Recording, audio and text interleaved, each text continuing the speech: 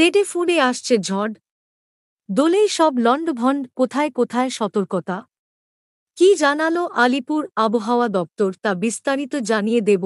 ফুঁসছে ঘূর্ণাবর্ত, যার জেরে ফের তোলপাড় হবে বাংলার আবহাওয়া। আগামী কয়েকদিন ঝোড়ো হাওয়া, সঙ্গে চলবে বজ্রবিদ্যুৎ সহ বৃষ্টি। আলিপুর আবহাওয়া দপ্তর জানিয়েছে, বর্তমানে অসম ও সংলগ্ন অঞ্চলের উপরে একটি ঘূর্ণাবর্ত অবস্থান করছে, যার জেরে আগামী সপ্তাহে পশ্চিমবঙ্গে বজ্রবিদ্যুৎ সহ বৃষ্টির সম্ভাবনা।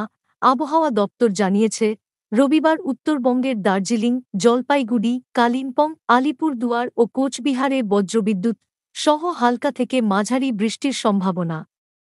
পাশাপাশি ঘণ্টায় ৩০-৪০ কিমি বেগে দমকা হাওয়া বইতে পারে, যার কারণে জারি হয়েছে হলুদ সতর্কতা।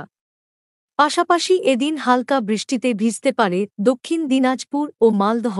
এরপর সোমবার দোলের দিন উত্তরবঙ্গের দার্জিলিং, জলপাইগুড়ি, কালিম্পং, আলিপুরদুয়ার, কোচবিহার, উত্তর দিনাজপুর, দক্ষিণ দিনাজপুর এবং মালদা সমস্ত জেলায় বজ্রবিদ্যুৎ সহ বৃষ্টিপাত হবে। এর মধ্যে অধিক বৃষ্টির সতর্কতা রয়েছে দার্জিলিং, জলপাইগুড়ি এবং আলিপুরদুয়ারে। এদিন উত্তরের সমস্ত জেলাতেই হলুদ সতর্কতা জারি রয়েছে। এবার আসি দক্ষিণবঙ্গে।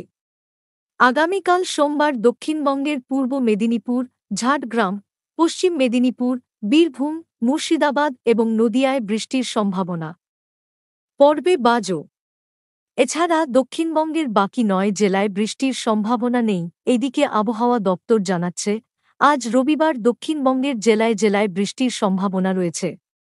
বৃষ্টিতে ভিজতে পারে উত্তর ২৪ পরগনা, হুগলি, পূর্ব বর্ধমান, নদিয়া। আজ কলকাতা ও সংলগ্ন এলাকার আকাশ আংশিক মেঘলা থাকতে পারে। পাশাপাশি বিকেল কিংবা রাতের দিকে বজ্রবিদ্যুৎ সহ বৃষ্টির সম্ভাবনা রয়েছে।